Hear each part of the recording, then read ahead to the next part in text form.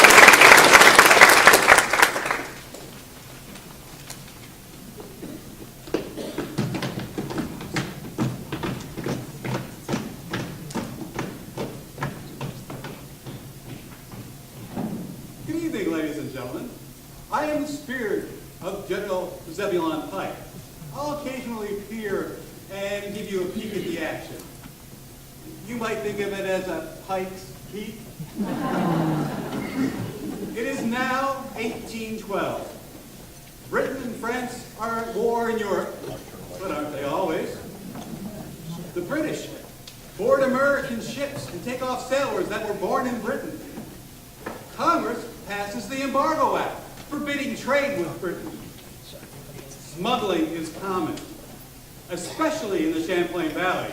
There's just too much money at stake.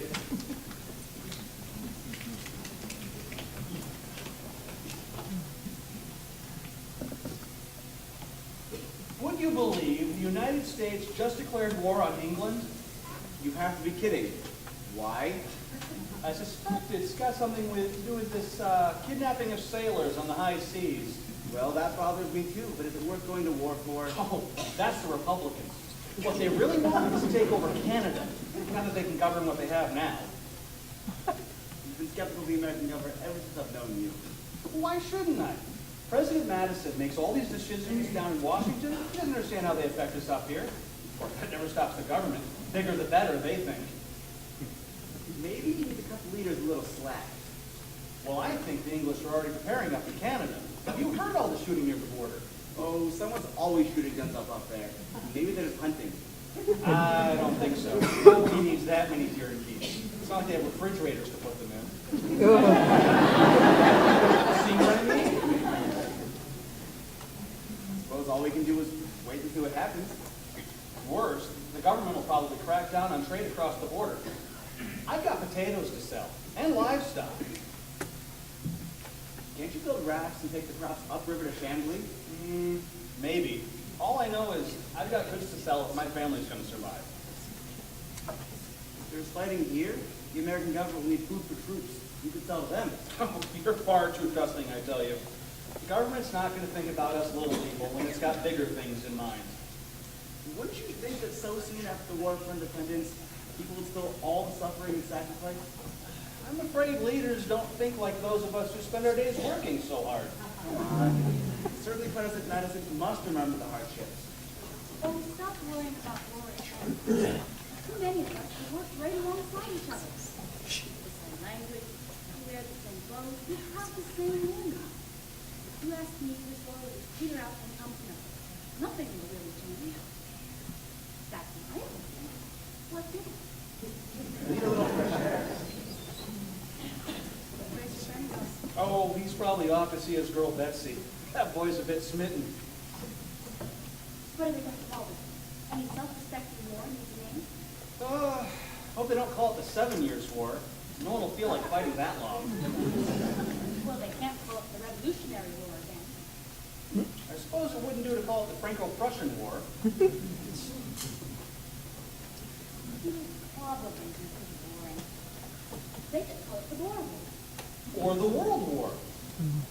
Knowing human nature, they better number it. We'll call it the First World War. Politicians don't have any imagination. They'll probably just call it the War of 1812. Politicians are lazy. They'll still call it the War of 1812. That's not very good. In 2 years, no one will remember anything about it.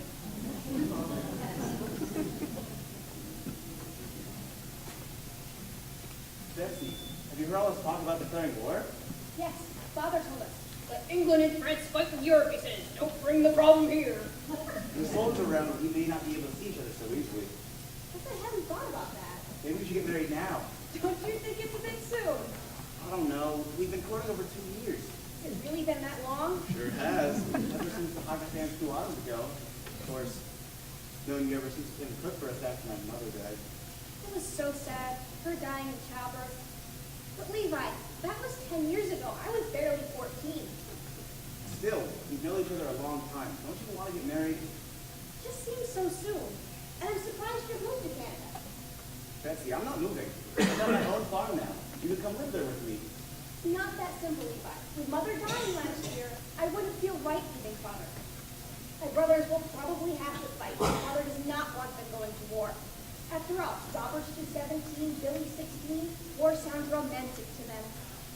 It's terrible. Neighbors fighting neighbors. Maybe brothers fighting brothers.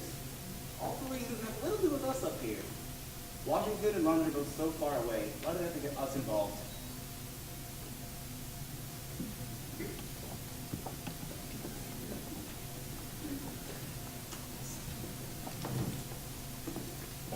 A few weeks later, 600 American troops under General Dearborn marched on the Cole, but are forced to retreat.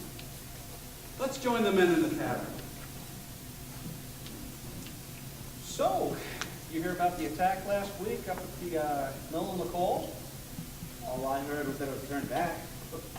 Our men marched so slowly, the British could have sent for reinforcements from across the ocean if they needed.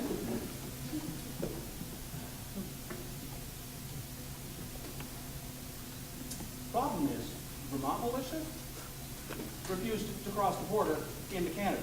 Oh, we'll fight British soldiers who, cross the border, but we won't attack. How do you fight a war if you don't have the authority to command the troops? Hey, What are they talking about? Something about fighting in Canada. My dad says we're all going to war. Well, if there's war, I want to fight too. Yeah, like your old man's gonna let you carry a gun. Listen, my neighbor was issued cartridges that don't fit his gun. Some of our men were shot by other Americans.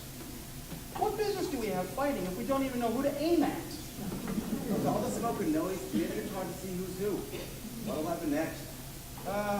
Most of the men will spend the winter with General Pike down near Plattsburgh. Winter camp won't be easy. No kidding. General Pike may be impressive, but without more help, more men, more supplies, more money, there's a limit to what he can do. The whole thing is a travesty. All I know is this war is going to interfere with my plans to get married. Hear that? Neither wants to get married. Oh, that's just talk. That Betsy's really pretty, though. I can see why I want to marry her. Dr. Bowman, it will be a challenge for General Pike managing the camp here this winter. No doubt about that, Dr. Mann. The men only now just begin to build log huts. There's just tents, thin blankets, and pine branches to keep them from the cold ground. The heavens in a blanket, their only covering. When Pike's protests about poor quality supplies went for naught, he folded one of those flimsy blankets, put it in a big envelope, and mailed it to the War Department in Washington. Good. Let Congress and the President see for themselves what our men have for protection against the elements. When do you think the men will complete the huts? I don't know, 2,000 men? 10 to a hut? That's a lot of huts. The cold makes the work difficult. The nights are really frigid. Not to mention 6 inches of snow already on the ground. I worry about spread of infection. Behold the gasping mortals. Already they begin to die. The woods ring with their coughing and groaning. Some men have measles and dysentery. Sickness will spread quickly here. At this rate, disease will take more of a toll than will the fighting. Look, alcohol excitement. I don't know why so much alcohol has to be given to soldiers. I tell you, ardent spirits are an unnecessary part of rations. The men would not agree with your assessment, Doctor. I hear of dissension between regular army officers and militia leaders. I suppose that's inevitable with regular soldiers working with volunteers. General Moores needs to prove that volunteers can be as disciplined as regular soldiers. Unfortunately, we've got plenty of inexperienced regular army officers who lack discipline themselves. They're as likely to duel with each other as they are to fire at the enemy. Many men sneak out to taverns in the village.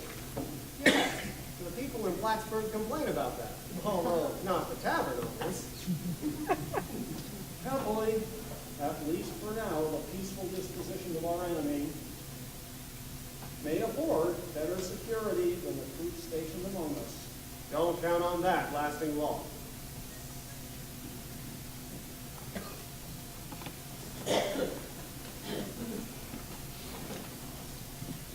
Betsy, did you hear about the failed attack on Nicole? Yes, Father told us.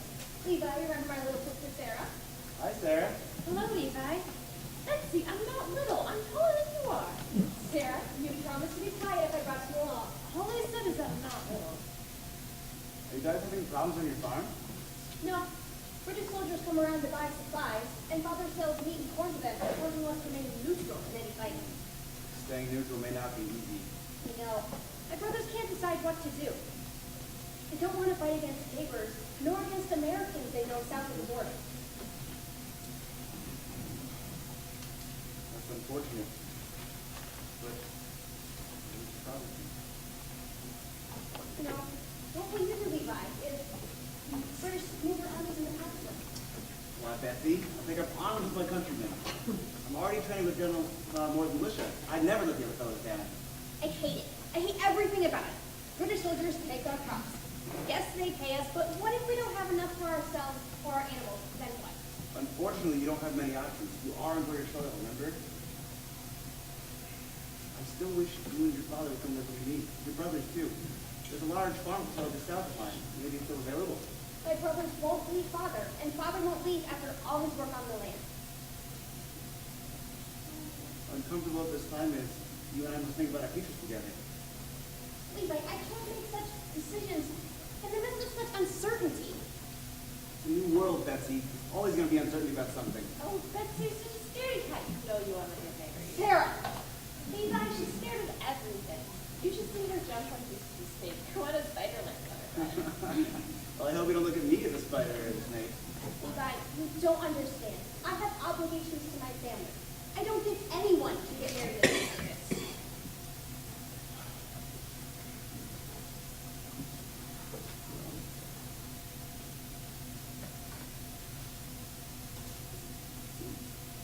Betsy, your father got married in the revolution. We must go on living our lives. Sometimes, Levi, I think all you think about is yourself.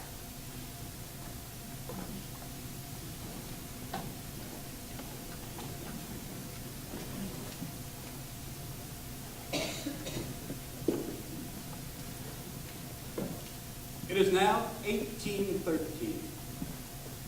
American attacks elsewhere have failed. In Detroit, just the threat of Indians fighting alongside the British into surrender with nearly a shot fired. And in Niagara, the men are mowed down as soon as they cross the river. I'm told to move my troops west. I don't like leaving Plattsburgh so poorly defended.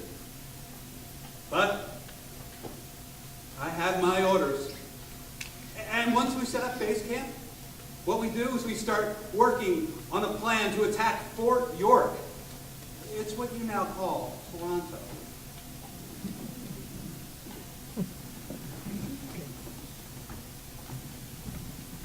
Who are you, stranger? I'm Eleazar Williams. Eleazar is my name. I'm loyal and I'm skillful. On that'll make my claim. I've long lived in the region. I'm a Canawaga brave. My traditions and my homeland are what I hope to save. I grew up with the natives. My skills are strength and stout. I live off land and water. In them I find my health. So, what's an Indian got to do with all that's going on? When the generals came coming for someone who could spy, they asked to be most careful. I told them it was I went up every morning, along with all my scouts. We're back in touch by sunset, telling what it's all about.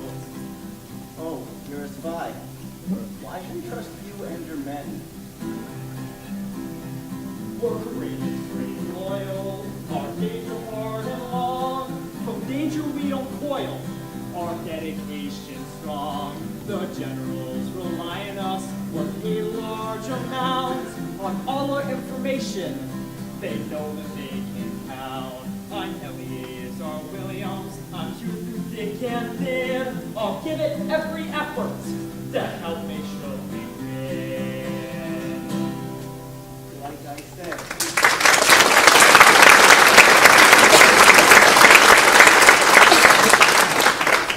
You're a spy. Think of me as a scout. Spy somehow sounds less honorable. Spying is just another part of war. Need any help from us? Not right now. We're skilled woodsmen. Think of us as the secret corps of observation. Eyes and ears of the American army. Not a move is made by the enemy, but is known by us. One hopes your efforts are appreciated. Sometimes I think the generals are too pig-headed to take account of anyone but themselves. Pay no attention, Eleazar. He complains about everything and everyone. Do you meet regularly with the generals? Yes, we meet about British troop buildups. We also urge them to protect natives friendly to Americans. You must remember that not all Indians are enemies. Some generals have been condemned deserters to death. Now fewer men want to enlist. Apparently this surprises the generals. Of course it surprises them. Everything surprises them. They have no understanding of how all this affects us and our families. When I returned to Plattsburgh to receive medical treatment, I was surprised to see the Northern Army in such a sick condition. Rumor has it they're burying a dozen men every day.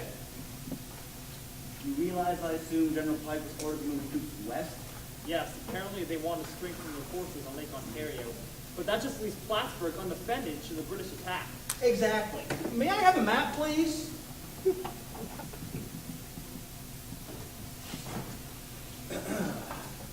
Thank you.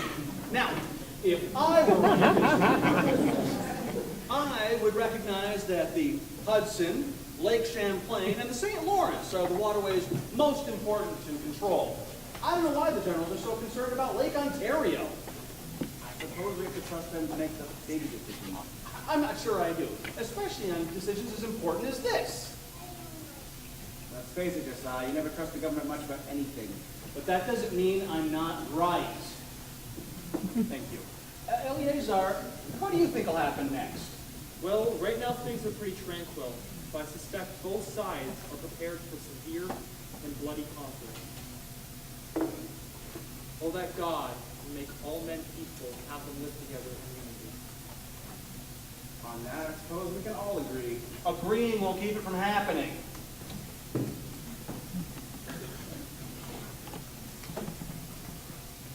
Most of the regular army had left Plattsburgh. Those left behind are sick or injured. Our leader does not care very much about Plattsburgh. Maybe they feel there won't be any fighting here. Josiah would not agree. In the meantime, I keep hearing we join the North militia. Oh, I so pray you won't have to fight. None of us want to fight, but we know the British are building up troops north of us. We also hear additional shiploads of soldiers are on their way from Europe. My neighbors do not want to fight, but are afraid to refuse, for fear the British will destroy their flocks. Some talk of moving south across the border. I don't know what advice to give you. What does your father think? Becomes less optimistic.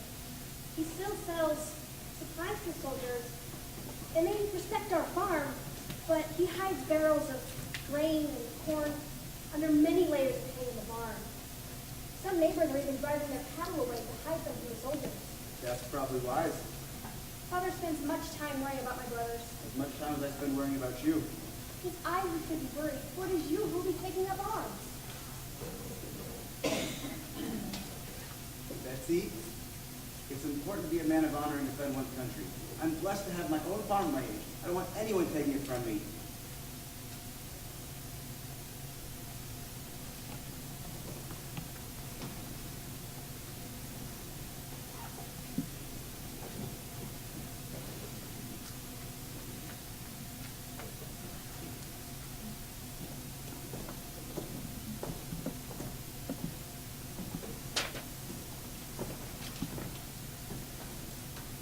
Captain McDonald, welcome. We are glad that you chose to join us. Thank you, General Morris. I'm sorry it's taken me so long to arrive. I've recently married, and I needed to secure quarters for my wife in Burlington. It will be indeed difficult for her, not knowing anyone in the village. It is also an issue for General McCall. Lucy understands such hardship is a part of life when one marries a Navy man. Our forces at Plattsburgh have been weakened by the shifting of troops to the west. So I see. And what is the strength of your force? Well, we have 3 ships, the President, the Growler, and the Eagle, plus smaller gunboats. This should not be sufficient, though, should the British choose to sail upon the lake. And indeed they will. My only question is when. But we need more men, preferably experienced men. All the ships in the world will do us no good without trained sailors aboard. Sir, I received word of General Pike's death during the attack on York. He's a good friend of me and a brave leader of his nation's soldiers. His death was a great loss. Yes, the loss of Pike is truly lamentable. Yeah, I consider him a great friend. His death is truly difficult. I've heard praises about Pike's ability, but we must not let this impede our preparations against an enemy attack.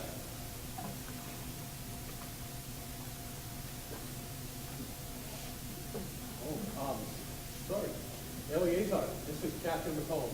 This is Captain McDonough. He has assumed our naval responsibility on Lake Champlain. I've heard of you, Eleazar. I'm sure we'll come to know each other better over the coming months. How do you see a situation in the lake, Captain?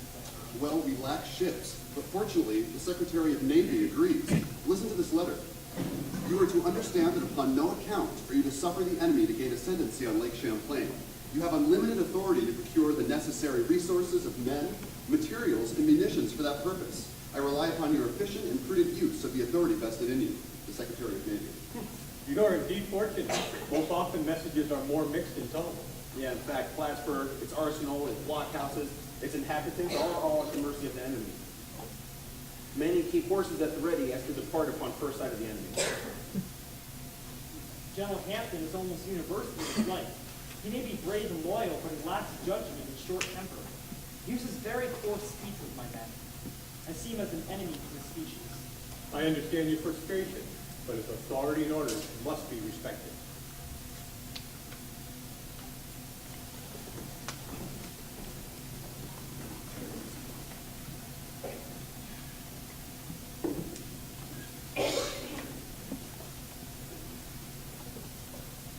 Naturally, our leaders were surprised when Murray and the British raided Plattsburgh. To defend against 1,000 men, we had only a few regular soldiers and militia. The British hardly needed to fire a shot. In fairness, Josiah, citizens begged General Morris not to put up resistance or fear the village would be destroyed. They beseeched troops not to fire, calling it the only way to save the village from ruin. Well, that strategy certainly didn't work. Soldiers always loot when they have a chance. Our soldiers looted near Niagara and Ogdensburg. Why wouldn't the British loot here? Wasn't most of the damage to government buildings? Well, that's where it started. Then they went and burned Pike's Old Camp.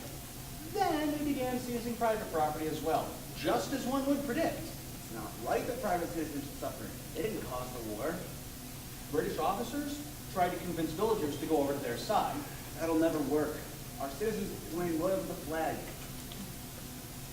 That won't last forever. There's a limit to what they'll endure. Okay, but how Get about this. That night in camp, many, in great pains, went to bed on nothing but hemlock boughs, while our officers had a splendid ball at Skinner's Hotel. Okay, but how You know what I think? Our biggest impediment is our leaders not knowing what each other does. More British gather by the border every day, and our troops are ordered west to Lake Ontario. Why do those making our decisions leave us defenseless? Supposedly Washington, the ground scale is quite small. True, to the Secretary of War and the President, simply distant pins on a map. Sometimes I wonder if it would make any difference for we to be part of Canada.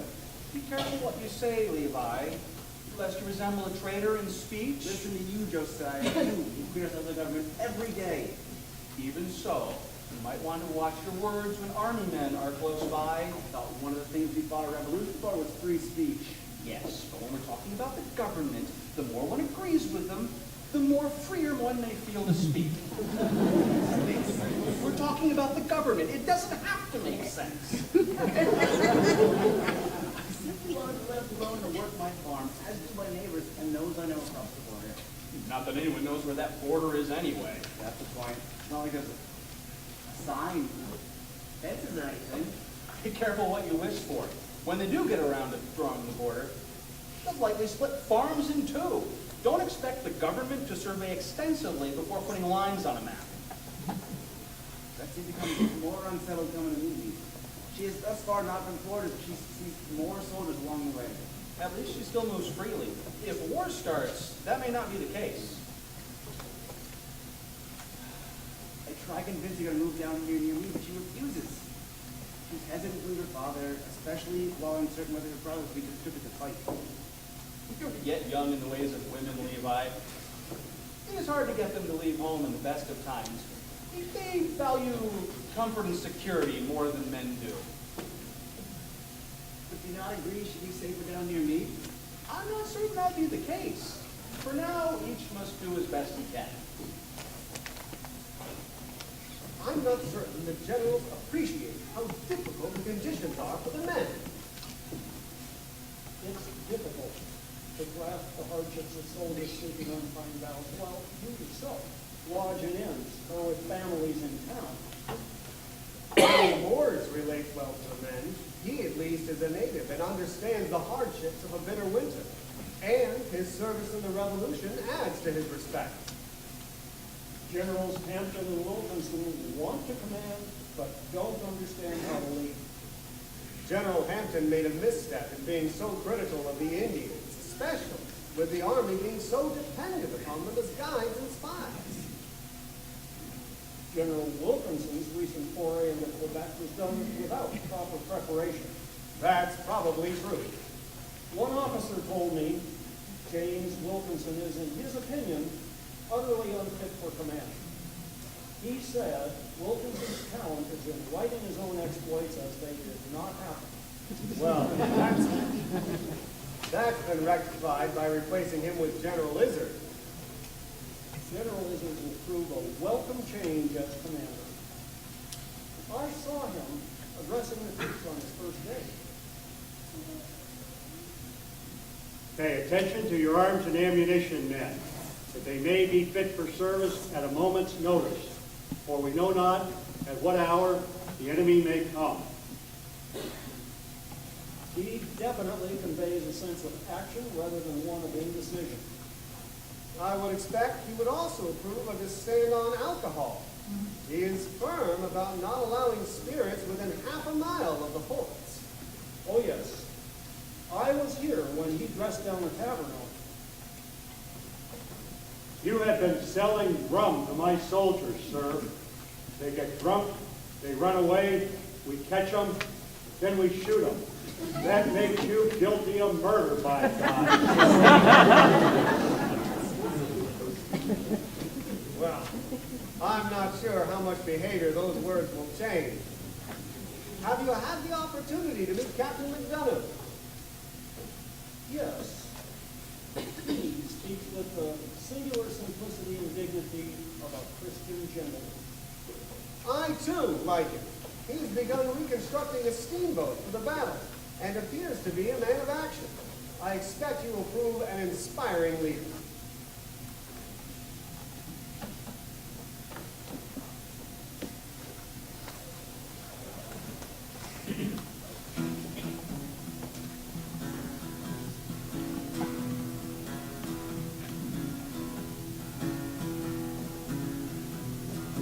Say that you love me, want me to stay.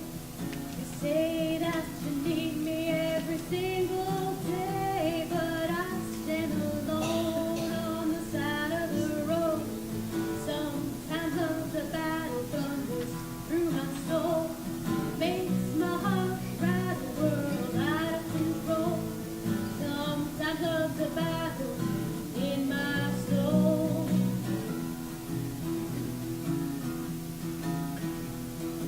Trouble divides us right from the start. The river between us tears at my heart. I don't think I can walk this road alone. Sometimes love the battle thunders through my soul, makes my heart ride a world out of control. Sometimes love the battle in my soul.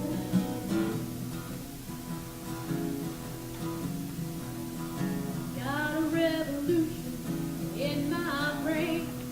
How can I leave? How can I stay? How much will it cost to get my heart away? Sometimes love the battle thunders through my soul, makes my heart ride a world out of control. Sometimes love the battle in my soul.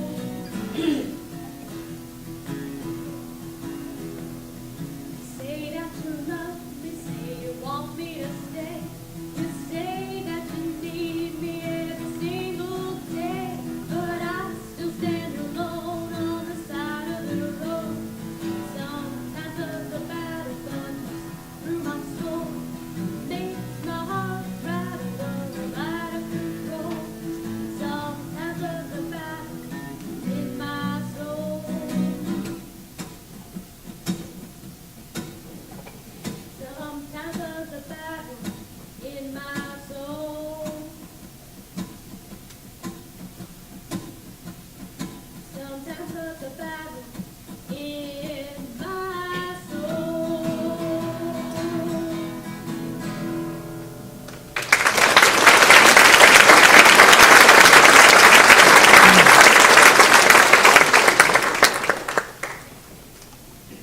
Levi, how many times moved Sarah and I stopped to Plattsburgh just for me? Hi, Sarah. Why, Betsy? You were there Yes, of course. Did any come as far as your farm? No, they took cattle and crops north of town, but none came as far south as where I am. Father's cousin was among those losing cattle and crops. That's unfortunate. What does that have to do with you moving? That cousin's wife is heavy with child. She already has 2 young boys with another too expensive. Father wants us to move down there to support. You'll be a boon for her. Also, it means I can see you more often. That's one bright spot, I guess. I just hope I can be helpful. My cousin greatly fears the British returning and wreaking further havoc on her farm. She was scared of Patty just like that too. Sarah, what can I say about being quiet when I'm in the field? Oh, Betsy, you have to loosen up a little. Betsy, I doubt your cousin will have any more problems on her farm. I wish I could share your attitude, but until everything settles down, I could not imagine having children.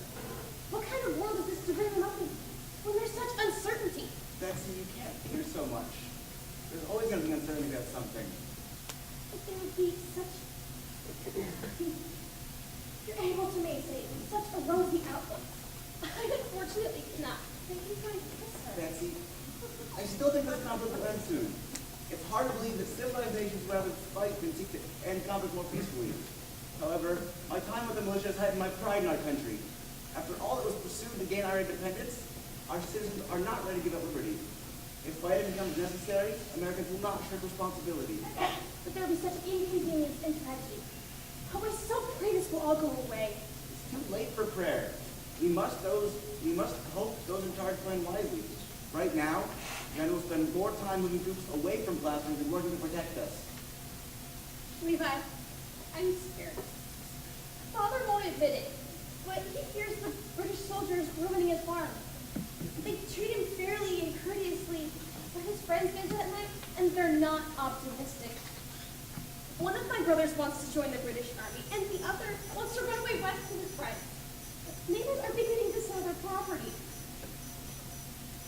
I fear that Father might be sending Sarah and me away more out of fear for our safety than for his cousin's wife.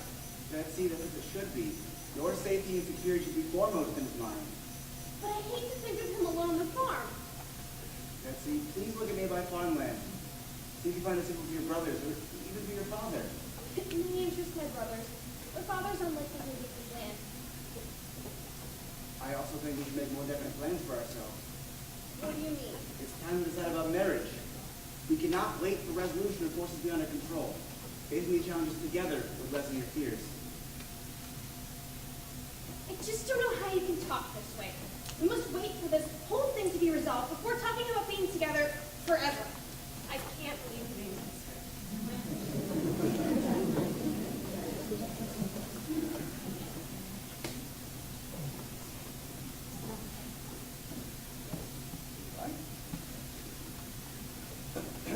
There's been more skirmishes up north of the border. Men on both sides are likely growing restless. A few are to be court-martialed for bad conduct and cowardice. Plus, there are other considerations. Like what? What are you talking about? I'm talking about smuggling. What about it? Look, our own paper trumpets, smugglers look out, for you will soon see the fur fly. Don't people realize that smuggling helps the enemy and it only prolongs the war? It is as impossible to stop smuggling here as it would be to stop water from flowing downstream. It's hard to say no to someone who gives the genteel, what we have to sell, gives the genteel price for it. Plenty of folks around here that feel they have much worse enemies than British. But that's what we're fighting.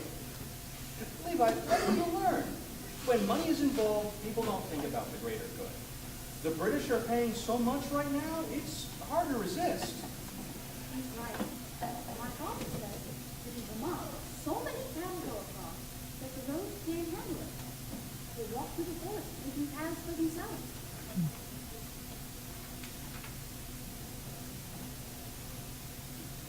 Good evening, Eleazar. What news have you? It's so frustrating. General Cole finally manages to get reinforcements, then 2 more regiments are moved from Plattsburgh to Lake Ontario. Yes, there seems no consistent plan to what our leaders do. But what do you expect? Eleazar Say, Czar, whatever happened to that second attack up at the Stone Mill at Lacole? It was terrible. By the time we finally moved our troops up north, it had snowed, and the British blocked roads with trees. So what finally happened? Same old story. The army waited too long, it didn't have enough equipment. Resistance was greater than expected. How can the generals expect to penetrate thick stone walls without adequate artillery? Over 100 men were killed and wounded before they retreat back to Plattsburgh. Indecisiveness plagues this army almost as much as the weather and the chronic shortage of men and supplies. So far, I cannot see where this war is helping anybody. Oh, that God would be pleased to put an end to all wars.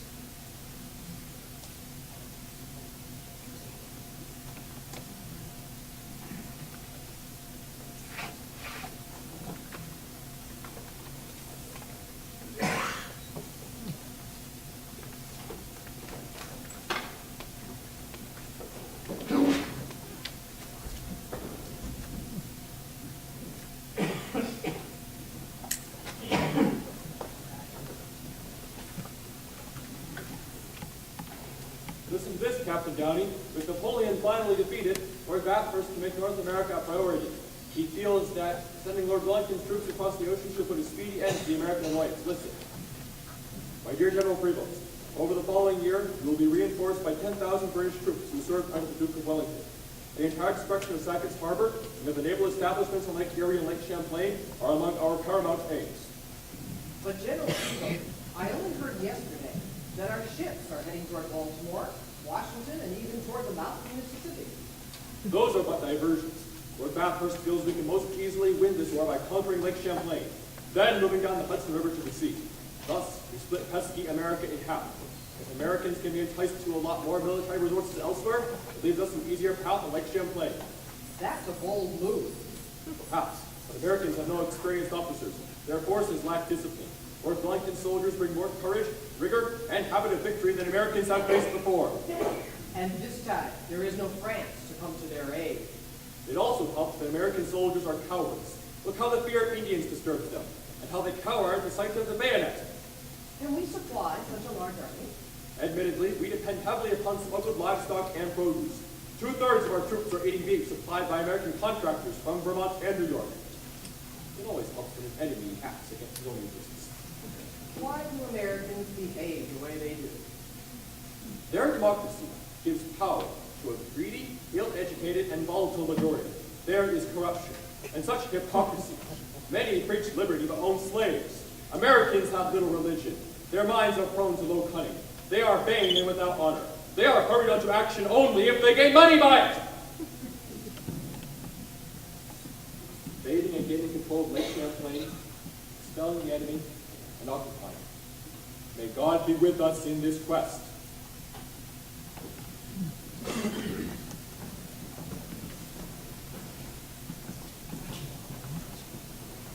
We've lost 2 ships. I fear the British could blockade the mouth of the Saranac River, render Plattsburgh indefensible. Do you see any evidence of increased naval British presence? Well, the British appear to be still building new ships. Their largest one, Saratoga. If we can't match their strength, I fear the American Navy on Lake Champlain may be considered nothing more than fuel to be lighted by the British floating battery. How quickly can we create more ships? Noah Brown and his brothers work around the clock in Virgins. Why, they completed the Saratoga within 40 days from cutting the timber. Wow, 30 days from living tree to man of war. But we need sailors, trained sailors. And that's not our only problem. Troop morale is very, very low. The volunteers get bored, they miss their farm, they get drunk, they run away, they steal food. Soldierly pride should deter such vile conduct. But it doesn't. Smuggling continues at the border. Yeah, I hear of trees being floated up north to be used as spars and masts for the new enemy ships. It is discouraging.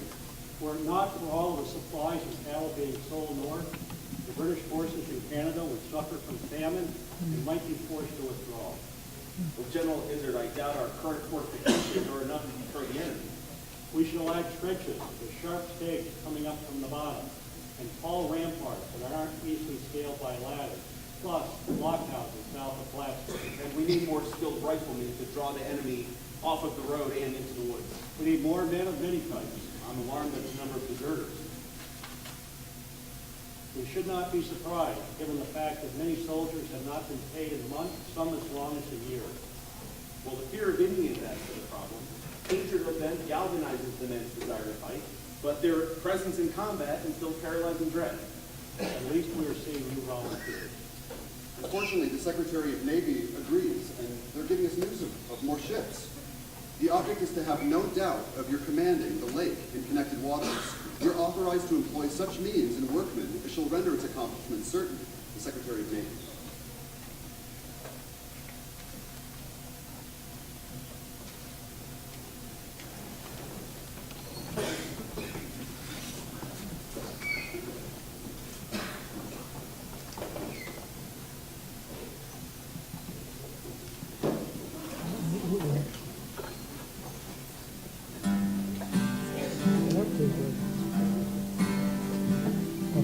Like them on the water, we'll battle on the land. Wherever they come at us, they'll make so brave a stand.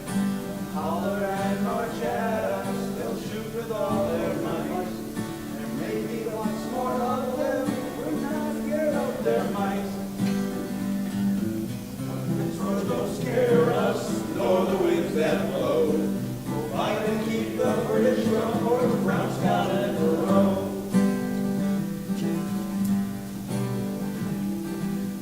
Militia's coming and teenage volunteers. All the people around us greet us with such cheer. Don't be the echoes on land or on the lake. Every regiment's coming, you know we'll make them break.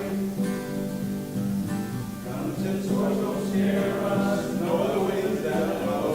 We'll fight and keep the British from Fort Brown, Scott, and Monroe. Build these walls so sturdy, they'll never be able to climb. Hope will help protect us, these days will give us time. Let's make a rich and we don't give a hoot. Up top we got such vision, we got close to shoot. Guns and swords don't scare us, nor the winds that blow. We'll fight and keep the British from Fort Brown, Scott, and Monroe. Gathered up our weapons, we come up from the farm. We trust in open horse, they'll keep us from all harm. Fighting for a reason, we're fighting for our land. Proud to be Americans, now watch us make our stand. Guns and swords don't scare us, nor the winds that blow. Fight and keep the British from Fort Brown, Scott, and Monroe. Fight and keep the British from Fort Brown, Scott, and Monroe.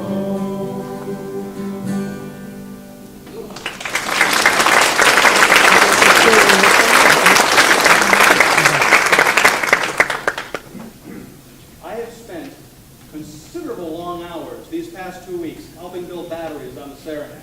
Do you not agree it's important? Of course I do, but it's considerable hard work. Josiah, you complained when nothing was being done. You can't complain now about a little hard work. The generals are becoming too strict. They don't allow dice or cards or gambling of any kind. Now, they don't allow whiskey in camp. How do they expect us to fight without whiskey? It's whiskey that gives us our strength. They simply want to be certain we're ready for the least alarm. Have you heard? A soldier here has found to be a spy. He's to be put to death. The British need no spies. Our citizens and our newspapers tell them all they need to know. Yeah, that's true. It's hard to see that they all speak the same language and have relatives across the border. Yes, as soon as something's decided on our side, it's immediately known on theirs. Well, General McComb has just moved his troops from Burlington to Plattsburgh. Such reinforcements will be welcome. It may not matter. London newspapers talk of President Madison being deposed. Federalists seek to end the war. Some speculate Americans will seek to become subject to British rule again. You don't think any of that's true, do you? hard to tell. They don't want to be British again. General Izzard has his war closed night and day as the street assembly in case of attack. Musicians play drums to build courage and spirit. Well, I met with General Morris and General Izzard. Thousands of troops arrive up north in greater numbers than at any time during this war. Can the British really attack Plattsburgh and move on Lake Champlain with so much happening elsewhere? Do they really have an exhaustive supply of men and weapons? Face it, the British Army and Navy are the largest and best trained in the world. They may indeed have an inexhaustible supply of men and weapons. Yes, American hopes for success must lie in earnestness, courage, and ingenuity. Plus, we're fighting to protect our own land. Versailles, that must mean something to you.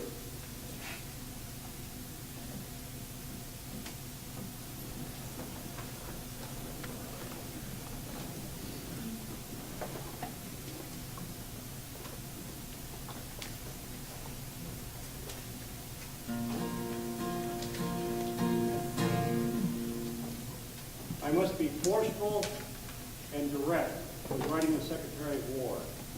He must understand my fear that his order to move my troops to Sackett's Harbor will be highly detrimental to our aims.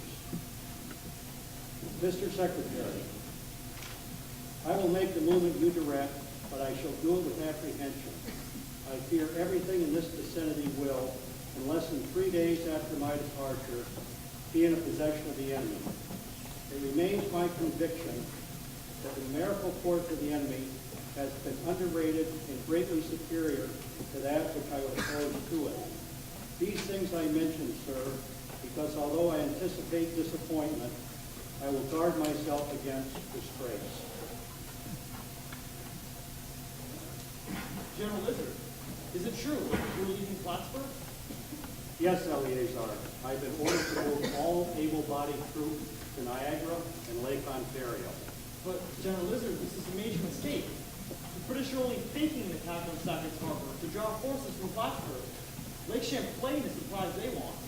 I have no choice. This will turn out to be yet another blunder by the present administration. We're also seeing gunboats moving further south. The British are concentrating their forces. I have no doubt they intend forcing their way to Plattsburgh. If this position is once lost, we may never look forward to the day in which we can coerce Great Britain peace. I have no choice. I've written my concerns to the Secretary of War, but I must obey his orders in carrying them out as well as I know how. Who will replace you when you leave? General McComb will take command.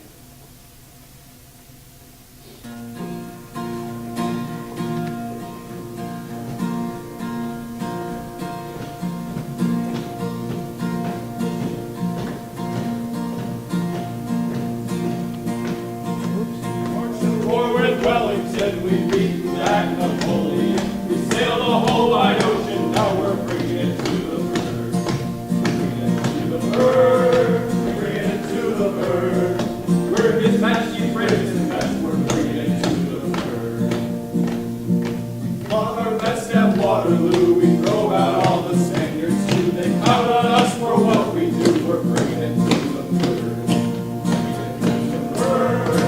Bringing it to the bird.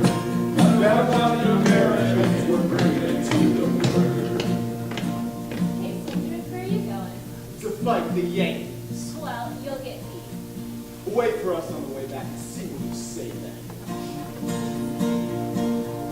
We're hard into the risk of war. We know just what we're fighting for. And not enough, we still got more. We're bringing it to the bird. Bringing it to the bird. Bringing it to the bird.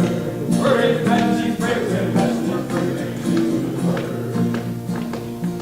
Hey, you British soldiers, you're going to Yankee behind every stone, all the way to Plattsburgh. Then we'll smoke them from behind every stone. Our hearts are red, our heads are clear, we're British Empire, we hold dear, and that is why we're over here. We're bringing it to the bird, bringing it to the bird, bringing it to the bird.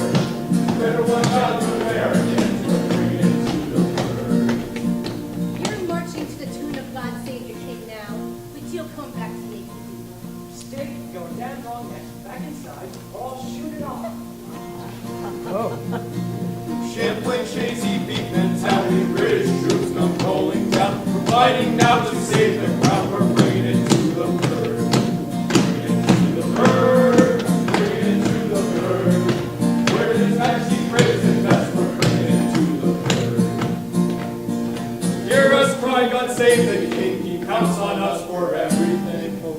the bells of victory ring, we're bringing it to the herd. Bringing it to the herd, bringing it to the herd. Never walk out of Americans, we're bringing it to the herd.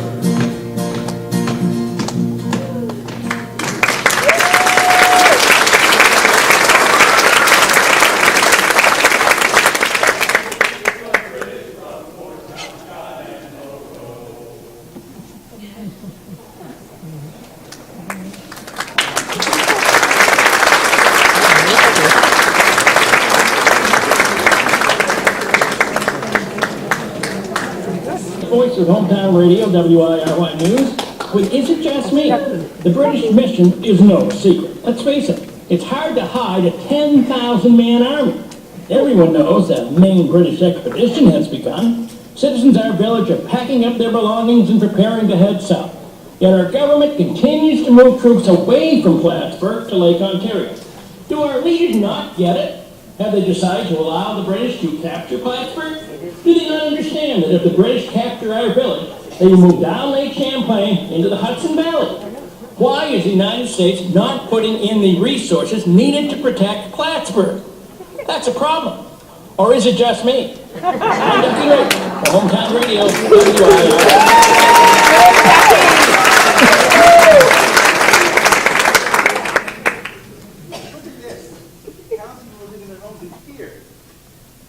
My son's teachers sent students home telling them the British are coming. Women are packing up households. I've never seen the village in such chaos. Some people in the community are so void of honor, love of country, or any other principle as to give intelligence to our enemies. People are frightened nearly out of their wits. If they have any, they expect all that's left will be burnt or destroyed. Many still love and uphold the British and condemn their own government. They want protection, but they will not take up arms to defend themselves. Well, a point has been reached when they must choose, be a loyal patriot or join the British. So tragic, Plattsburgh had just begun to prosper. Reports claim the British army is so large, it took a full 3 hours to march through Shazy.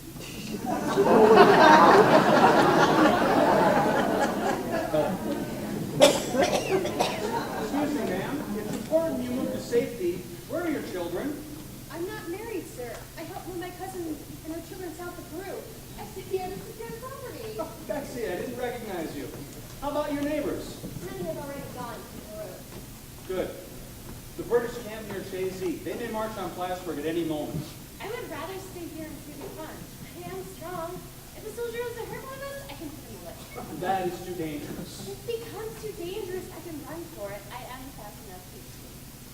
You are yet young in the ways of the world and the habits of soldiers. Don't expect British officers to be chivalrous. See that fort over there? Shots will be fired from there and from behind you, and you will be exposed to both. He is right, you know. You have no idea of the danger that you are facing. You should leave. I can get you on a boat to Peru. You don't expose yourself to any further danger. After I leave work for my family, I will go. Do not waste any time. You men talk with such swagger. But who maintains the households while you work on the forts? Who harvests the crops and prepares the meals? And who must ready the evacuation? There's one of us women who's got the back of every man. They'd never a chance if we didn't all make a stand. Every hour, every minute, we do what we can. Women, America's secret weapon when everything hits the fan.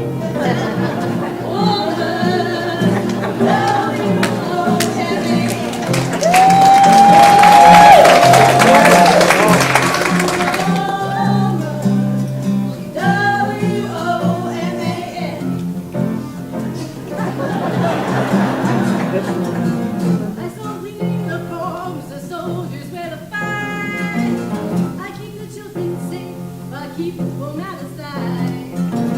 I keep the home fires burning all day and all the night. Hey, British soldier, don't mess with me when I'm fighting for what is right.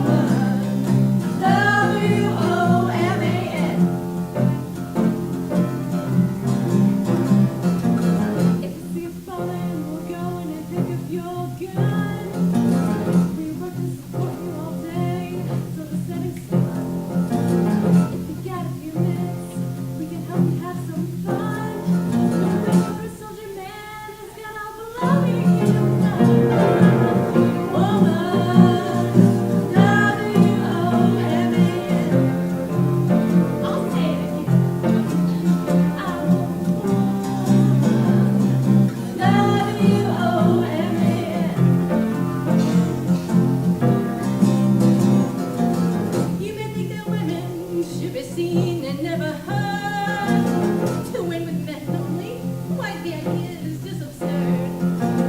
I'll rap your knuckles if you don't listen to every word. And this boy, that American eagle, ain't no silly bird. Woman, W-O-M-A-N. I'll say it again. I'm a woman, W-O-M-A-N.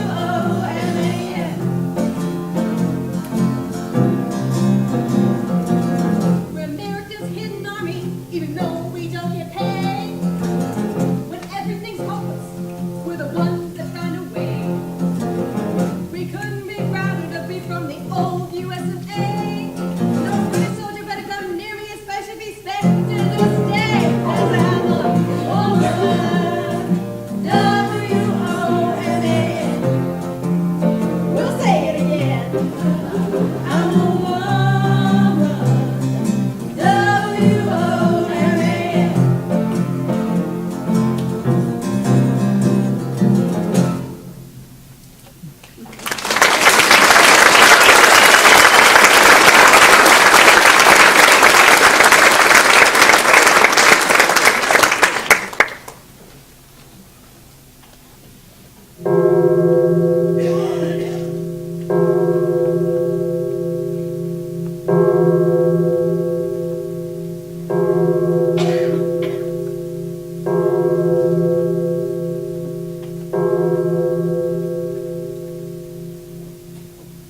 Levi, we hear so many stories. Homes burned, people killed, yet much is not true. Why do so many revel in spreading false alarms? Can't stop to pay attention to every word you hear. But what if any bands of Indians loose at once? They would burn and destroy all before them, leaving us a place of desolation. Do not worry so much. Our soldiers will not let that happen. See, that's what I told you too. But what if the farmers to the south do not want all of us coming to them for respite? Quakers and Peru have been nothing but kind with us. Do not fear the word. Don't worry, I'll have to touch her. Sarah! Go soon. All bridges are open, and soldiers are around to keep you safe.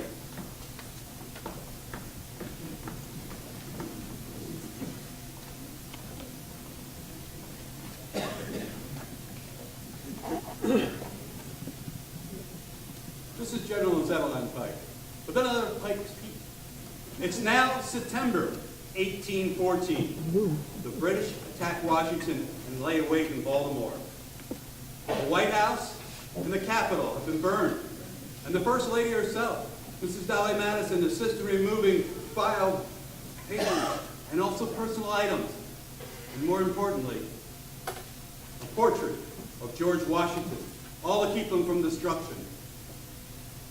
The invasion of Lake Champlain is now underway.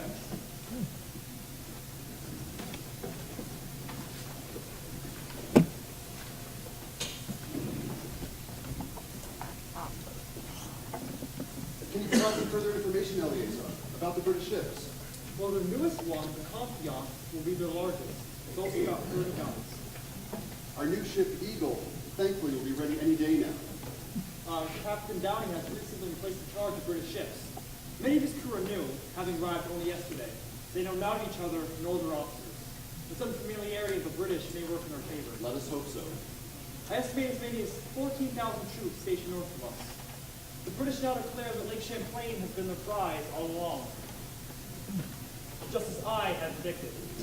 No matter the size of the enemy, the contest must be won on the battlefield. On any given day, a team fighting with drive and determination may end up victorious. Well, I'm much impressed by your attitude, and I hope your optimism is contagious. Well, the best result might be for moving my fleet into Cumberland Bay. Well, then go ahead and do so. I can have my ships in place by nightfall. Once there, no ruse of the enemy will induce me to move them. General Moores, assemble militia units behind Culver Hill. I've already begun to do so, and I understand your instructions not to open fire until we have trapped the British troops. Yes, our alien men on Crab Island can also fire cannons when necessary too. General Gold, General Moores, our families are leaving. With them were our possessions, and all which we are familiar. We wish to stay and fight alongside you. I fear that you are all too young. They've used rifles since childhood. All of us can shoot really well. So how old are you and your band? What does it matter? in the skill and loyalty upon which you count. United 5, 6, 7. The British aren't right, forcing us out at night. One solution in sight, so please let us fight. We'll do our part. The woods we conduct. We'll fight with our heart. Give us a chance to stop. We just want a chance to be there at the dance. Such a troops will enhance. We take your fight stand. We'll fight the British. It's our life they disturb. We've nothing but facts. We must fight to the front. I worked on the farm for as long as I can remember. I sowed and planted and weeded and picked all night long. From dawn till dusk, we were marching around. Now's the day to be completely gone. We'll fight the British. It's our life they disturb. We've nothing but facts. We must fight to the front. Our line pattern shoot as soon as I can walk. I'll wield the gun as easily as a spade may shovel. I can shoot squirrels and rabbits and put the black and talk.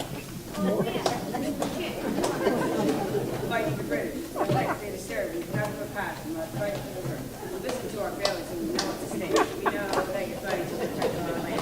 Let's take part. We won't forget the stake. Not every minute, but it's me. We'll fight the British. Our life they disturb. We've nothing but facts. We must fight to the front. For everyone around here, it's a very difficult time. Yes, to let us play our very important role. I promise we run and shoot much better than we run.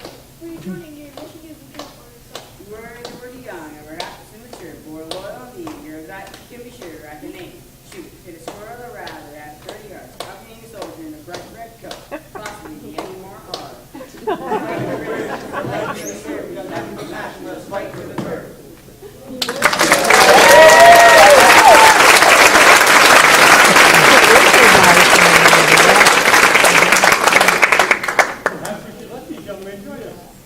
I agree. You young men have passion. Welcome. Captain Aiken and Lieutenant Flagg will lead you. That sounds good to us, General. We'll be proud to fight alongside of you.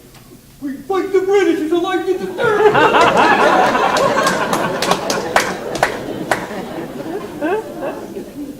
General, my men are in position, but I desperately need more sailors. I barely have 3,000 of my own men. Many of them are sick or injured. I might be able to spare 250 infantry. Oh, thank you, General. That will help immensely. Sir, General Robinson has just moved his troops south to Jay-Z. He likely will rest there, but only temporarily. Well, now is the time to issue orders. Eleazar, what route south do you think the enemy will take? Well, they appear to have split in two forces, one marching along the lake, the other remaining farther in from the shore, using back roads to get the beach path. Men, cut down trees and block the roads along the lake shore. Remove the planks from the bridges crossing the creeks. We count on us, General Cone. The enemy will likely to attack soon, and the eyes of America are on us. Every man must know and do his duty. General Morris. Yes, sir. Move your militia to Colbert Hill. In the confusion of the noise and smoke, these men will need your leadership. Help them overcome their fear of Indians and of bayonets. That young rifle company, move them to Halsey's house in the village. As you direct, sir.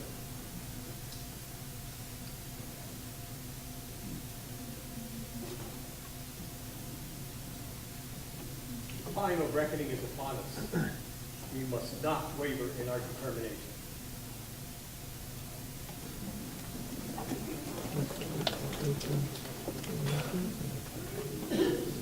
Read all about it. Major Wool and militia fight British north of Plattsburgh, fighting Pierce at Clover Hill. British Colonel Wellington killed. Americans forced to retreat to Halsey's Corner. Read all about it.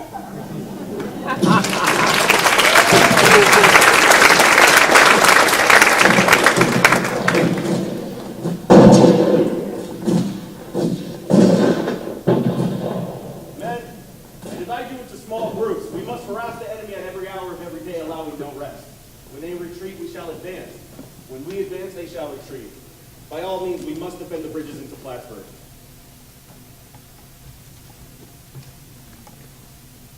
The situation must be extremely disheartening to General McCall. He is quiet and thoughtful, but clearly aware of our dangerous position. I heard your words, Eleazar. Being disheartened does not render me any less determined. We will defend our garrison to the very end, or be buried underneath it. General McCall, with your permission, I'd like to address the militia. General Horn, by all means. I applaud the patriotism of all you who have so gallantly flown to the defense of your country. You brave men Continue to fight the enemy despite their numerically superior force. You have my warmest thanks and the praise, gratitude, and love of your country. Yay! Cool, intrepid, and admirable skill shown by those who find that those excellent officers, Major Wool and Captain Bond, are highly honorable.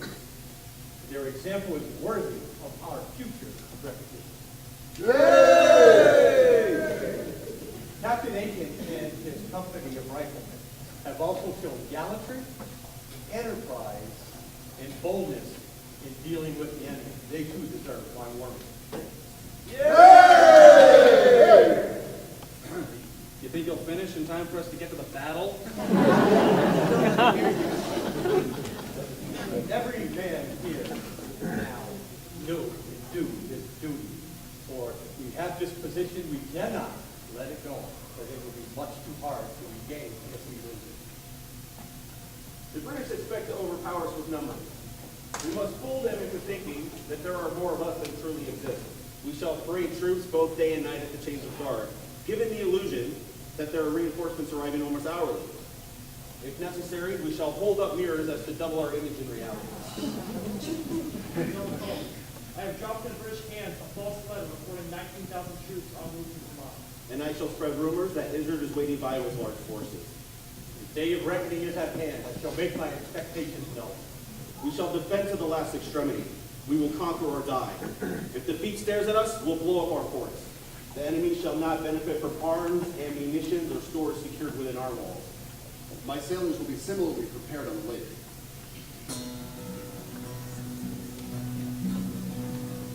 We're the regular army, we know how to fight. We're the ones to count on from dawn's early light. When it's needed, we'll keep up all through the darkest night. I'll lead our new young navy out on the lake. From all our firepower, they'll make the British quake. No single American vessel will we let the enemy take. When the militia will be there on the double. With all of our arms, we'll give the British trouble. We will not quit till there is only rubble. We haven't a fear about being outnumbered. We'll go at the British with all of our thunder. You've got our word that we'll never go under. I'm home, I'm McDonough, and I'm bored. We've weapons, we discipline, we're soldiers so true.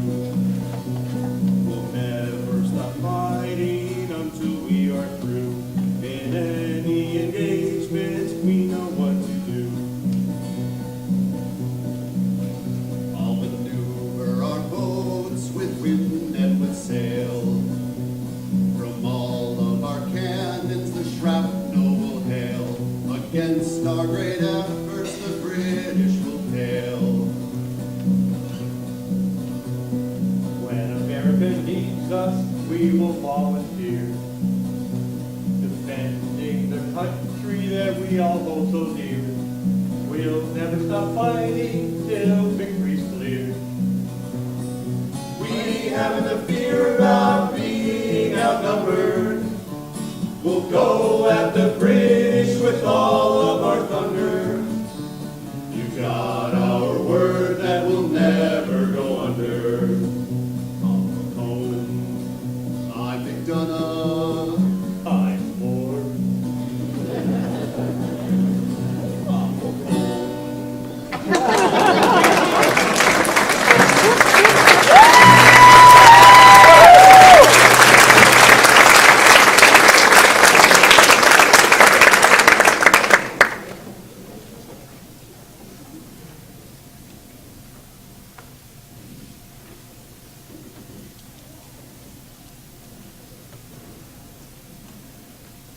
Officers, remember, peaceful and unoffending inhabitants can expect kind and generous treatment. It is against the government of the United States that the armies of His Majesty are directed. Captain Downing. We wait only for your ships to be in position before making our attack. But the fleet is not ready, General Prevost. It anchors at Shazy, waiting for the guns to be properly prepared. Every additional hour gives the Americans more time to strengthen their defenses.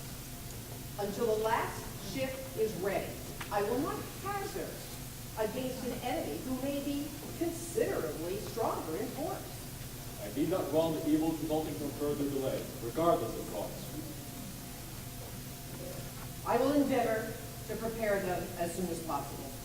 Let me know your updated status promptly. Text me as the situation changes.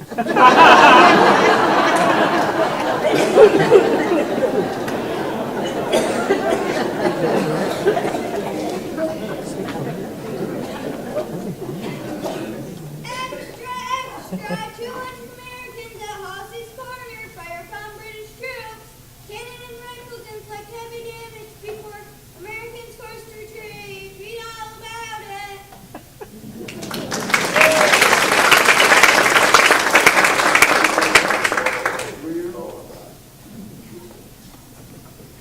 Why haven't the British yet moved into Plattsburgh? Was our information incorrect? No, I have confidence in what Elliot has told us. Then our troops must be delaying their advance.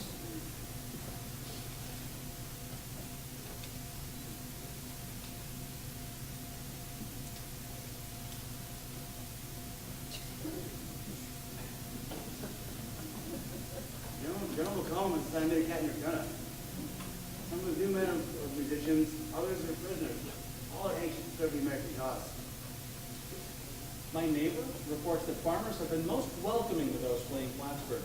It's gratifying to see our citizens rally without having distress.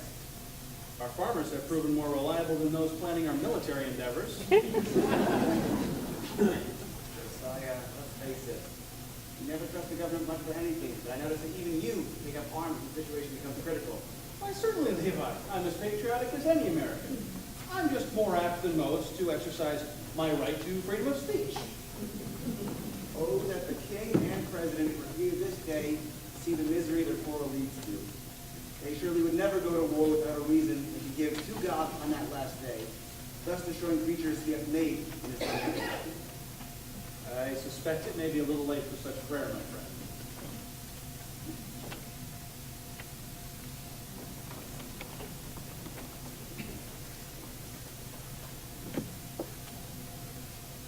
I shall proceed from this anchorage about midnight, with expectation of rounding into the Bay of Plattsburgh near dawn. I then plan immediate attack upon the enemy. General Prevost told me to text him. I suppose that means having my words taken to him as quickly as possible. Take this to General Prevost in haste. The general's weight will be amply rewarded. The Confiance alone should be a match for the entire American fleet.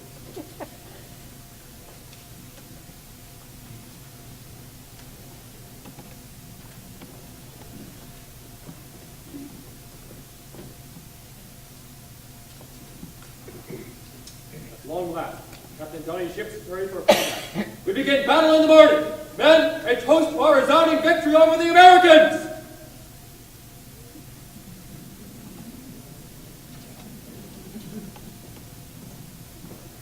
Additional militia arrive hourly. They answer to the call, a horseback and on foot. I greet many of them myself, issuing arms and ammunition. They are eager to fight. My men are ready and willing to battle at any time. Well, we suspect the British will head towards Pike's encampment there toward the river. Our soldiers are blocking roadways with leaves, trees, and evergreens, and they mislead the enemy away from the forts by building new roads. I continue to wait. Sailor, bring me my iPod.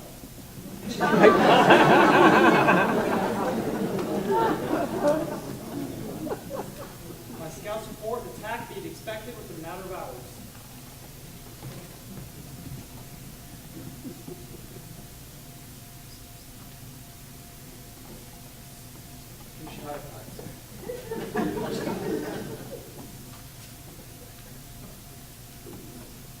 What is this, sailor? Your iPod, sir. Whoever rolled this an iPod? I said, bring me my tripod. I have never seen such a contraption as this. My apologies, sir. Perhaps this will find more use further into the future.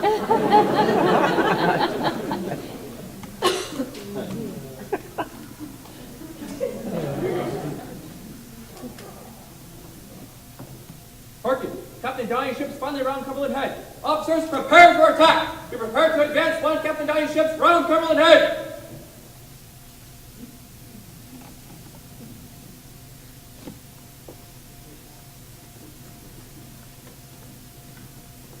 This is Walter Cronkite, and you are there.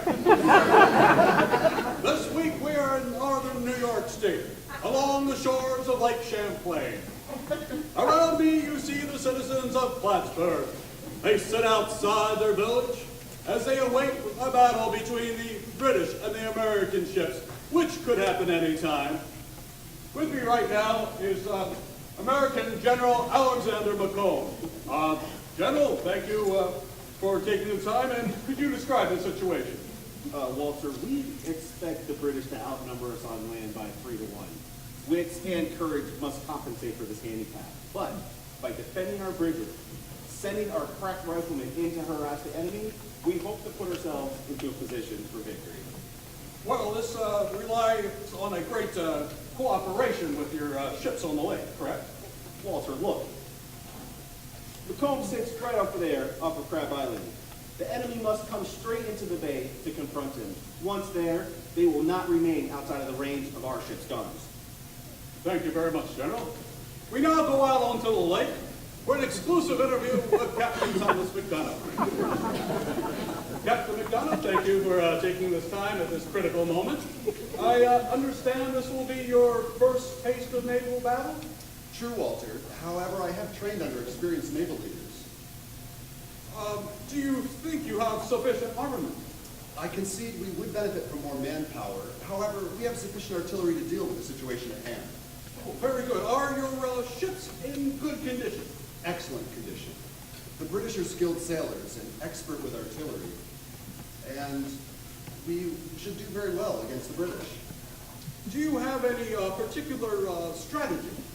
Our positioning on the lake should negate their longer guns while exploiting our advantage with short-range weapons. Superior knowledge of this lake will also help. What do you mean? Eddies and winds on Lake Champlain will confuse and hinder the enemy. We must maneuver our position. We must be ready when the British attacks. Inform the men. Yes, Captain. I'll pass along your orders. If you'll excuse me, Walter, I must kneel in prayer with my men and then attend to the urgencies of battle. Yes, of course, Captain. Thank you very much, Captain, and may fortune be with you and your men. Well, there you have it, ladies and gentlemen. An outmanned army led by a brave and ingenious general, a young American Navy with a confident leader. All at a time of great import for the United States of America. This is Walter Cronkite in Plattsburgh, New York, and you are there!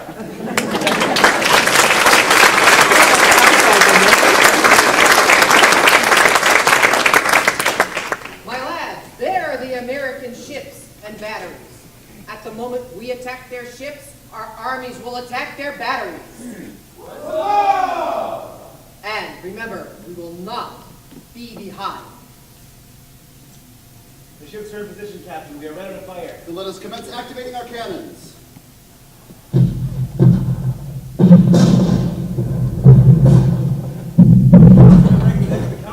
Sir. I feel that they've already realized their mistake in coming in too close to us. Harkin, Captain Downey has been shot. I fear we have lost our commander. This is so terrible, especially so early in our battle. Signal all the other ships and tell them we have lost our commander. Each chief officer must make the best decision for his vessel. Alas, I command men who know me not and barely know each other, and I find we lack gun locks and other crucial equipment.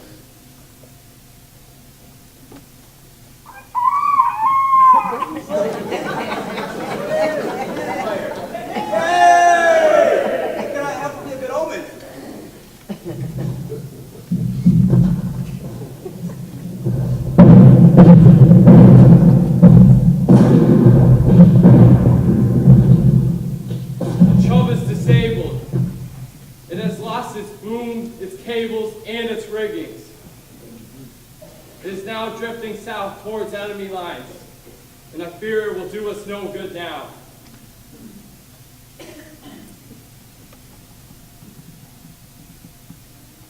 The Saratoga has taken on much damage from the Confiance. However, our firepower has also been quite destructive. I can't see the captain in my spyglass from the Confiance. Perhaps he's injured or even lies dead. Prediction of his death may be premature. Captain McDonough works as hard as any crewman. He operates guns when men are injured and works to extinguish fires. A broken boom knocked him senseless for several minutes. Even this failed to hinder his efforts.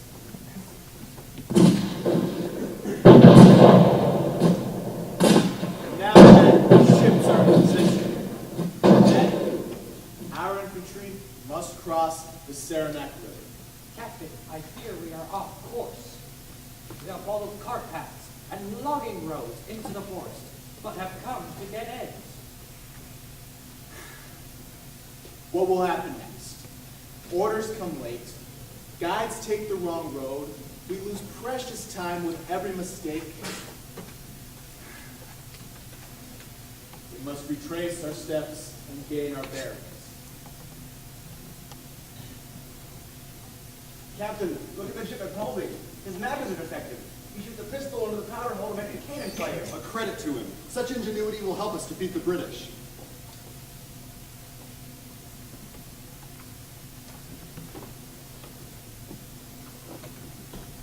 Breaking news! Americans hold fast near bridges. Artillery from gunboats comes to Army's aid. British unable to move across the river.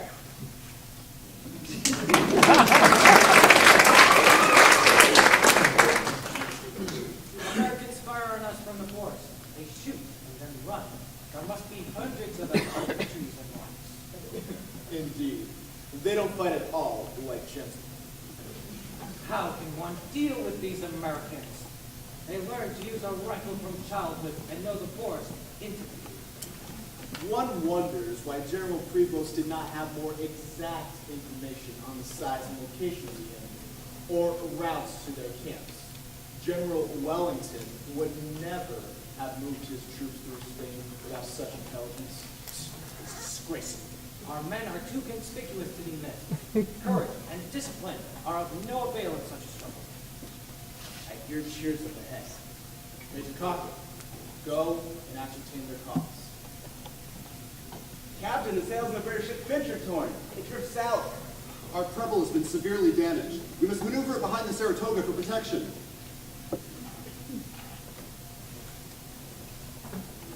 Where can our regiments be?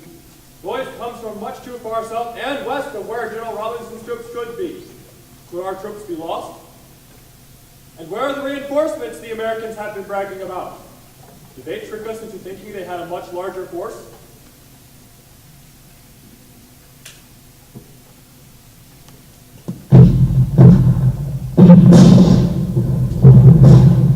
Our ruse is working. The militia are firing from behind trees that are retreating towards Salmon River.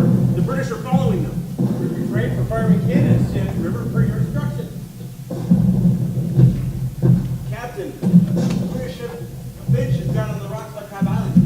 Begins to sink. The Eagle has also been quite damaged. The starboard guns on the Saratoga are out of action. We must maneuver our position. Bring me a wind prediction. Captain, the instruments are not working. What should I do? Better turn on channel 5.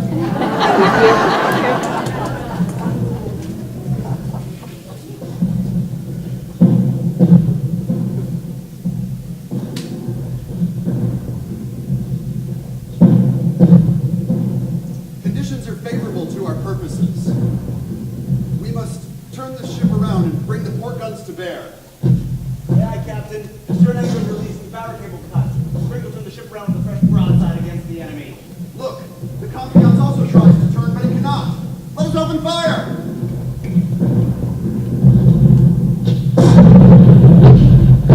The ship is sinking. Guns are disabled. We cannot maneuver. Thousands of pounds of powder, hundreds of rounds yet to be fired, do us no good now. Captain, Eagle's open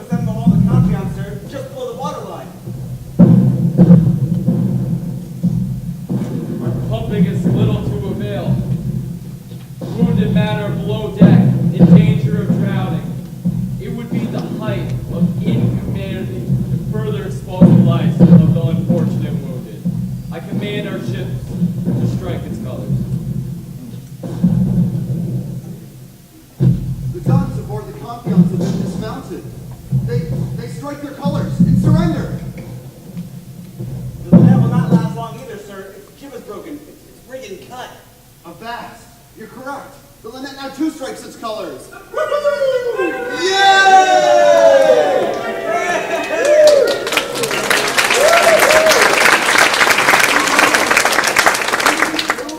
even the noon hour and the battle is over on the lake. 2 bitter hours of fighting, and the Almighty has been pleased to grant us a signal victory on Lake Champlain.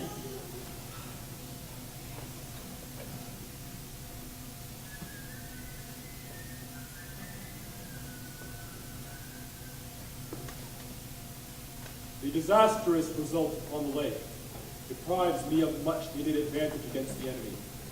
The most ample success on land could not now justify the great sacrifice needed in obtaining it. I shudder at further effusion of blood. Captain, Lieutenant Robertson of the British Navy seeks entry upon your ship. Well, by all means, grant the lieutenant and his comrades safe passage aboard. Welcome aboard, Lieutenant. For what do you seek a meeting? Captain, our ships are damaged beyond reasonable repair. We cannot maintain balance. We offer swords and surrender. Your men have toiled valiantly and deserve honor and the ability to keep your weapons. Return your swords to their scabbards. You have toiled valiantly, and for that we will aid and rescue your men aboard the Confiance and Lynette. The respect for them is appreciated. Let us hope that our two countries never fight against each other again.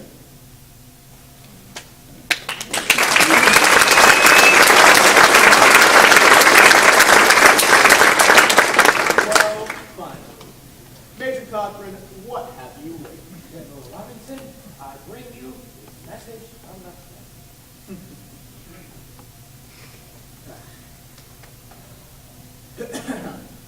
Sir, I hereby inform you that the Confiance and the Lynette have surrendered.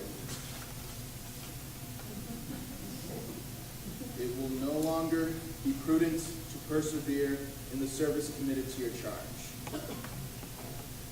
It is therefore the orders of the commander that you immediately return with troops under your command. Our fleet has been defeated? How can this happen? I am astonished such disaster has befallen upon our Navy, but we must follow orders. Am I to believe that our commander-in-chief means retreat all the way north to the border? It's incredible. Why? The American forces are not nearly as large as ours.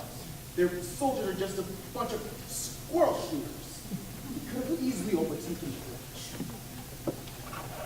If we are to retreat, we must act rapidly before Americans carve our escape routes.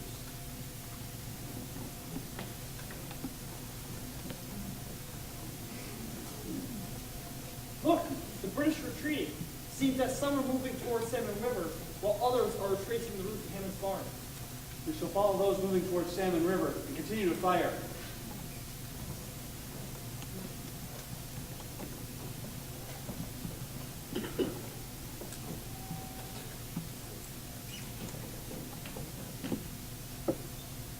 We continue to pour bullets upon the British. We have taken many prisoners. Our plans have succeeded beyond our expectations. The condition of our vessels is dire. Not a mast in either squadron can stand to make sail. We gave at least as much damage to the Confiance, Lynette, and Chubb, and the bridge was completely stopped. This should all be given brave credit to our men who have toiled valiantly. Captain, the British galleys are sailing to the north. Shall our gunboats pursue them? No, I think not. Our own boats are in dire need of repair and pumping. We must also aid those aboard the Confiance and Lynette.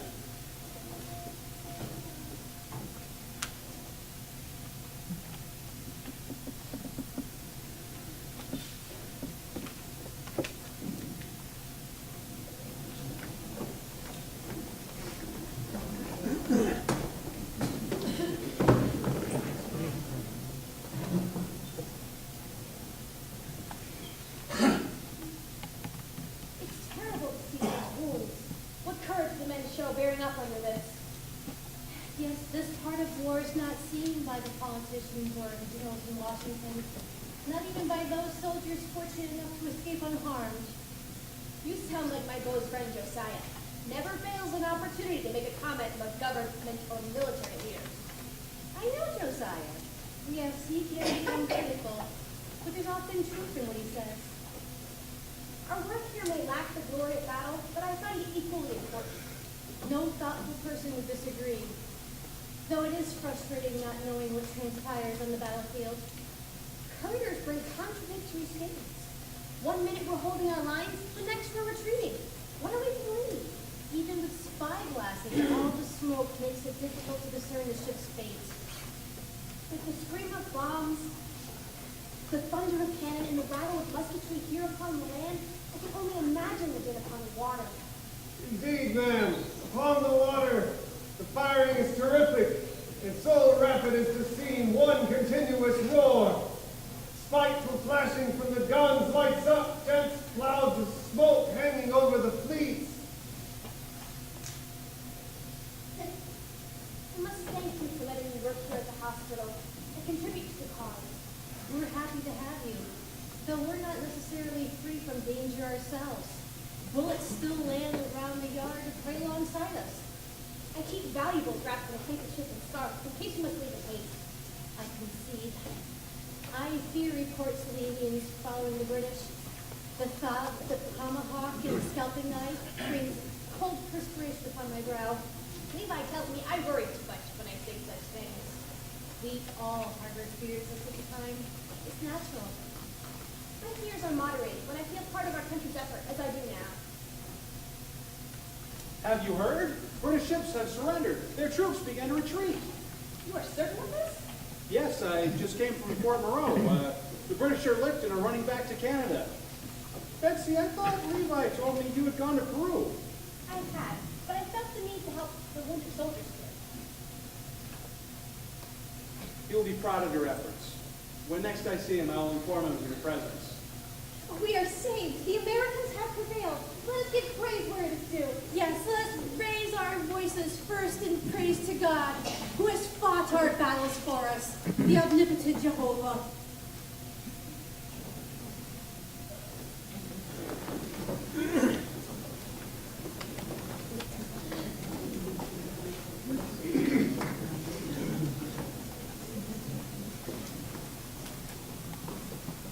General Cole, the British retreat. Yes, they are escaping towards Canada, leaving their wounded in the field. Our troops are finding vast quantities of food, as well as arms and ammunition, some concealed in palm trees. They also bring back prisoners and deserters. The way will not be easy for the British. The rain makes the roads muddy and very difficult. Yes, I suspect they never considered retreat and made no proper contingency preparations. Yes, the Lion of England lies prostrate before the Eagle of America, who spreads her protecting wings over our land of freedom.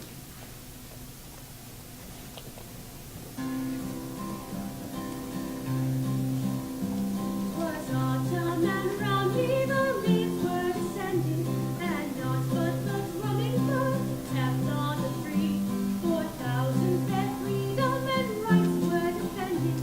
The din of their arms sounded dismal to me.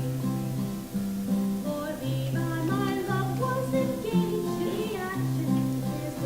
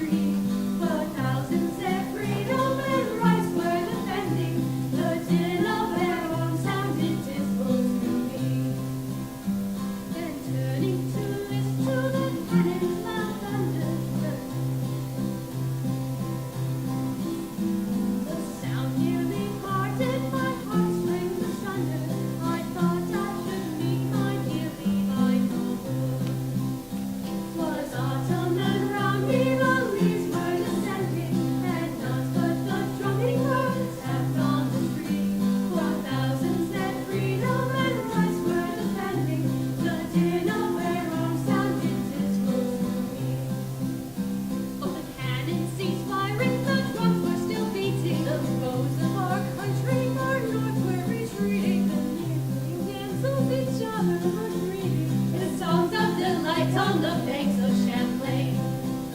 New York, the Green Mountains were home in McDonough, the farmer, the soldier, the sailor, the gunner. Each party united had pledged their honor to conquer or die on the banks of Champlain.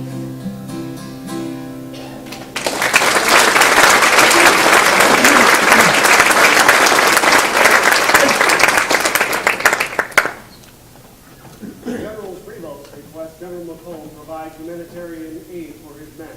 We are happy to promise this and will alert Captain McDonough to the same. Sick and wounded American and British troops alike may be removed to the field hospital on Crab Island. I personally assure all will be treated with courtesy and compassion. The nuns in the village offer their assistance as well. We will need their efforts. I worry about further spread of infection. And with good reason, we've already buried some of the deceased in trenches on Crab Island.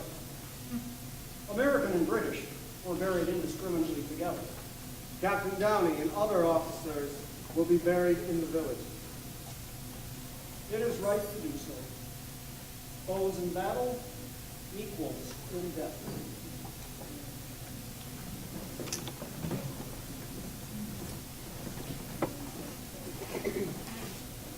Captain, look how British players spoiled my hat. Your tape reflects instead, sailor. I know nearly that cannonball came to spoiling your head. I shall dismiss all the militia tomorrow. They shall lead the proclamations of joy and gratitude for the citizens. I now must take on the painful duty of writing the families of our fallen troops. A public dinner celebration is planned upon this week at Israel Brings Tavern.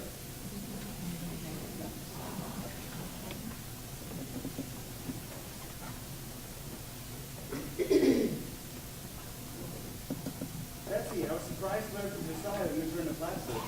It took bravery to while dragging from Peru while the fighting continued. I felt we needed to do something for the soldiers protecting the village. I'm simply glad you arrived safe. Is it true, Levi? Have our ships defeated the British upon the water, as so many tell us? It is true. Captain McDonough outmaneuvered the British on the lake. The nation coming months pay tribute to him as a hero. How is it the British were to be defeated upon land? You said they had such superior size. This I cannot explain. They did indeed have superior numbers. However, they could not assure control of the lake. They had not the desire of command of Plattsburgh. Cannot imagine my relief. Even from Peru we could see the smoke. In Plattsburgh, Levi, you lay your ears to the ground and you feel the shaking. Our victory is like a miracle. That it is. We and our children and their children owe a great debt to the soldiers and sailors today here at Plattsburgh. Let's see, people are already digging up property that are government houses. Let's hope that the Jacob has a One hopes such measures are never needed again. Once the war is over and life has returned to normal, let us set a day to be married. Father gives his blessing. My brothers will be moving to land adjacent to him, so he will not need my daily presence. That's wonderful, Betsy. Now we must hope for long-term peace so that our families may travel back and forth without interference. See, I knew she wanted to get married.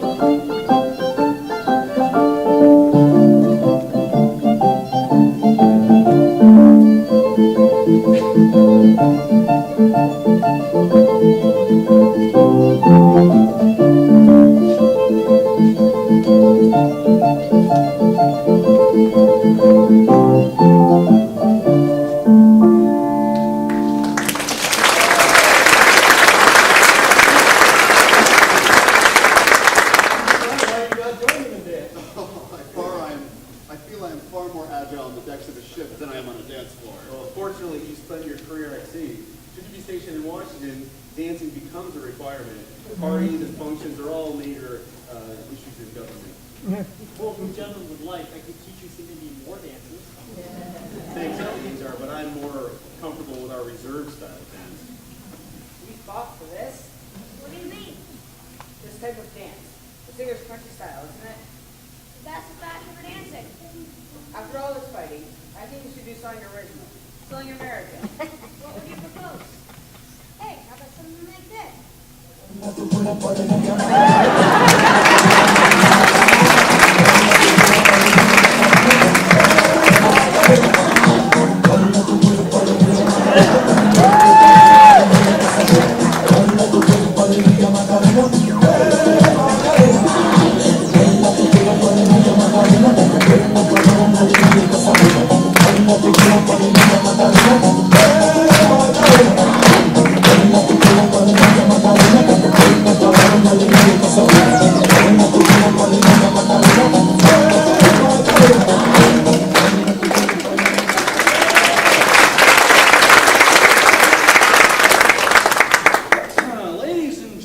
Gentlemen and ladies, may I propose a toast to Thomas McDonough and Alexander McComb, who both merit our respect as genuine American heroes.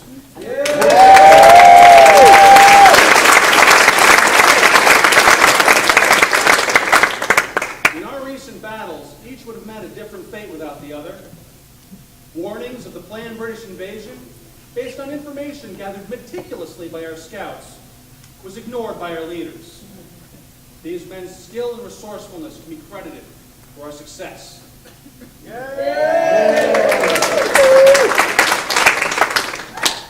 My career flourished after the Battle of Plattsburgh. In 1835, I became General-in-Chief of the U.S. Army. Upon my death in 1841, I was buried in the Congressional Cemetery just outside of Washington, D.C. I was awarded congressional medals for my victories on the lake. I traveled to the Mediterranean. I died of tuberculosis in 1825 at 41, while en route back. I was also commander of the Portsmouth Navy Yard. After Battle of Plattsburgh, I spent the rest of my life in the village, living in my brick home on Bridge Street. I elected never to remove the cannonball that was embedded in one of my walls during the battle. It still sits there.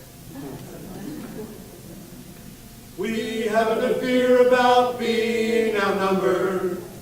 We'll go at the British with all of our thunder. You've got our word that we'll never go under. I'm McComb, I'm McDonough, and I'm bored.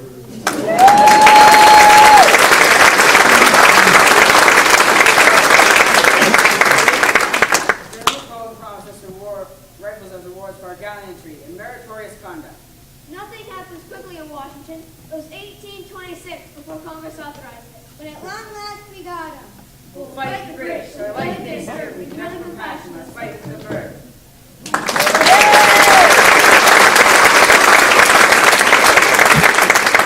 My scout efforts proved vital to the American effort.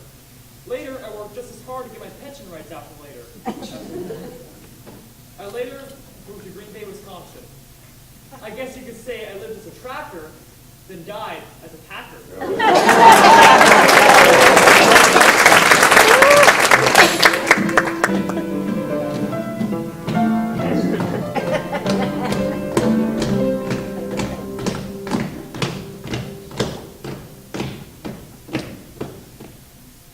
The British decision to retreat was disgraceful.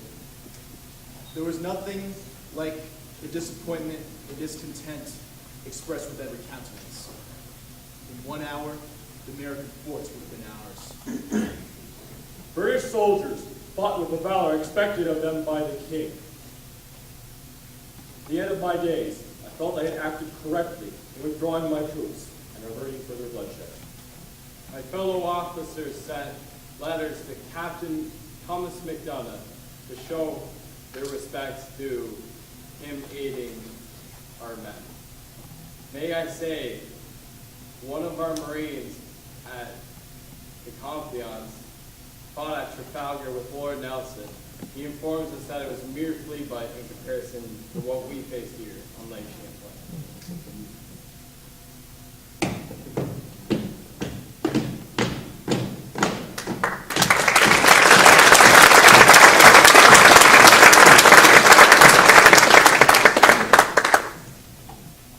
Some British deserters, expecting to fight the even Yankees, were surprised that we talked just as they did. They said we were like their own brothers and sisters. One redcoat even had an uncle in Philadelphia. Native peoples were unfortunate losers in the treaties drawn up after the battle. They lost traditional lands and means of support on both sides of the border, leading to many, many years of struggle and deprivation. With the War of 1812, America proved its worthiness to the world. Respect was gained from the British, with whom we remained strong allies. Canada, too, began forging its own sense of independence and confederation.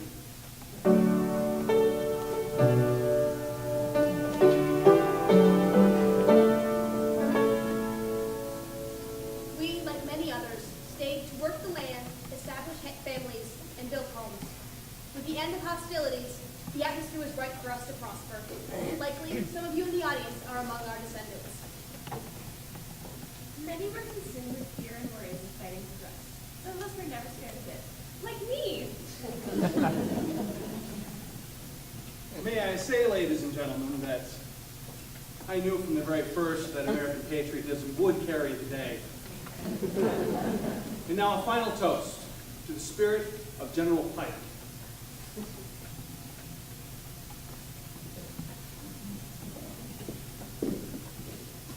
From the War of 1812, the citizens of the United States had a sense of pride and national honor.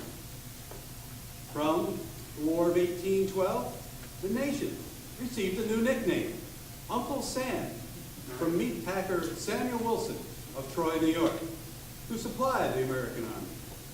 From the War of 1812, we received the longest peaceful border in the world. And, ladies and gentlemen, from the War of 1812, we were given this.